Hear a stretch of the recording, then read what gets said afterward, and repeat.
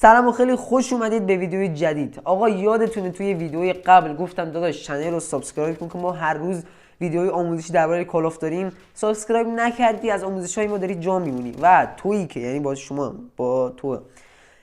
تویی که اومدی توی ویدیوی من جدید هستی، حتما چنل رو ساب کن که ما هر روز، یعنی هر روز که نه یکی در میون، یعنی هر 2 روز یه روز، یعنی دیگه با خلاصه هر روز ما ویدیو درباره آموزش کال آف داریم و از نوب تبدیلت میکنیم به پرو پلیر با یه سری نکاتی ریز و یعنی از این داستانا. پس حتما این ویدیو رو لایک کن، چنل رو ساب کن و یه کامنت انگلیسی هم بذار تا لایک ساب نپره.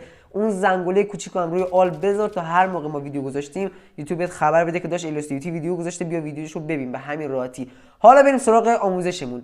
آقا داخل پیج بنده، پیج اینستاگرامم، چند نفر دایرکت داده بودن که یعنی ویدیو فرستاده بودن، اینقدر دیگه اعصابشون داغون شده بود از این داستان. ویدیو فرستاده بودن گفتن که ما موقع تگ به تگ میشیم با انمی کاراکترمون میشینه یا همون اسکینمون.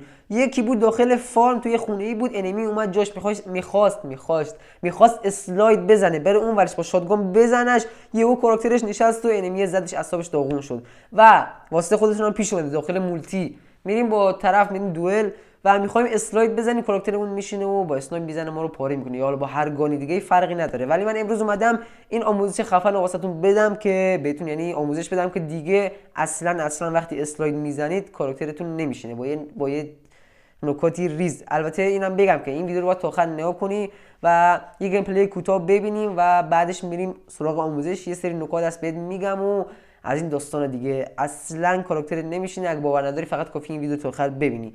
آقا گیم پلن فکر کنم الان دیگه تموم میشه. خب حالا بریم سراغ آموزش و این آموزش خیلی خفن رو بهتون بدم. لیتس گو.